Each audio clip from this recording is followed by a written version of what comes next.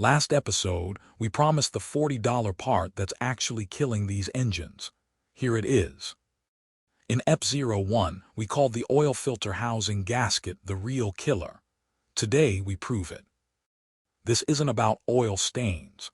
This is about the exact mechanism that ends N52 engines early.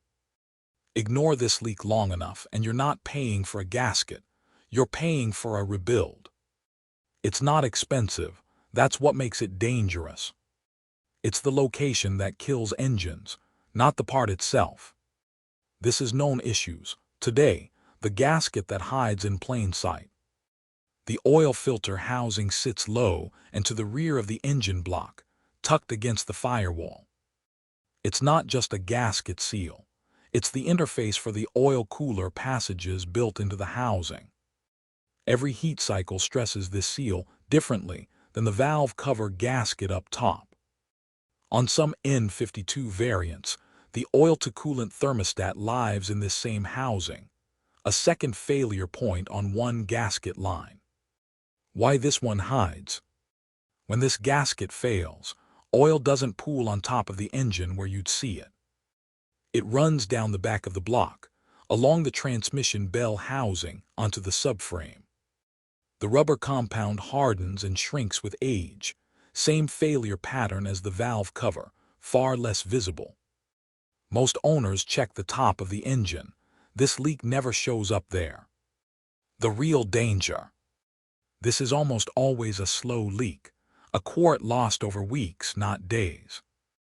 Most people don't check their oil level between changes. That's the gap this failure lives in. The oil warning light only activates at a critically low level. By then, the damage window is already closing. Oil level drops below the pickup tube.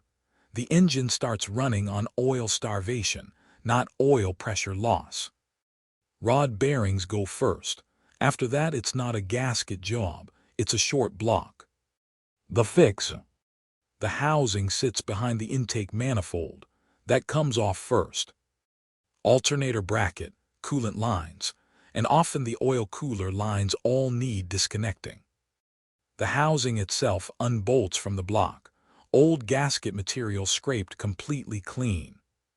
New gasket, new O-rings on every coolant passage, seated by hand before torquing. Over-torque here cracks the housing itself, turning a $40 gasket job into a $300 housing replacement. Everything reassembles in reverse.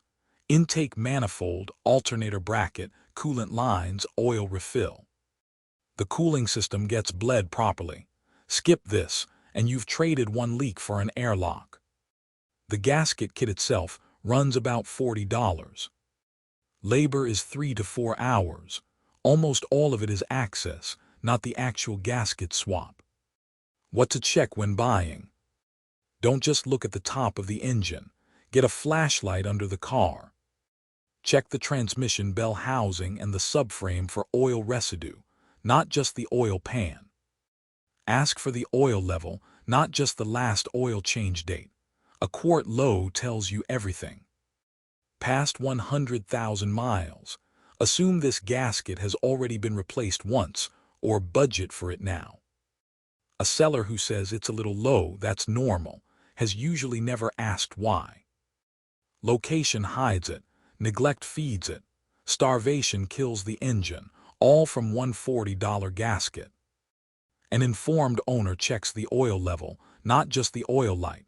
That's the entire fix for this chain.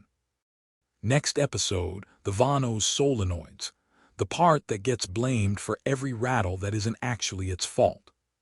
Subscribe, this is Known Issues.